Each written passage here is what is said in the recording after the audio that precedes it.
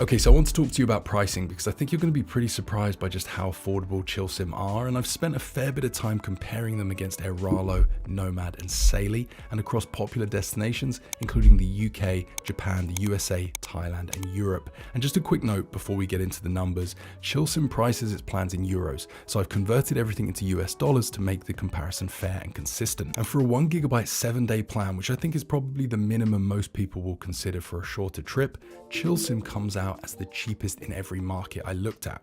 In some cases, the gap is small, but they are consistently the lowest price. Thailand in particular stands out, where they come in at $2.70 versus Nomad at $5.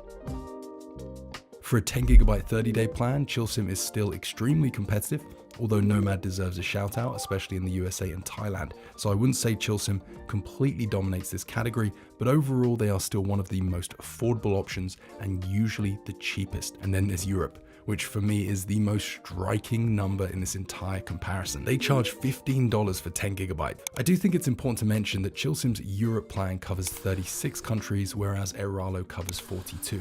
So there is a coverage difference here, and that is something you should check before buying, depending on where you're traveling. And of course, other providers offer additional features. Saily, for example, has things like virtual location. But if your priority is simply to get an affordable eSIM, ChillSIM is clearly one of the cheapest options on the market.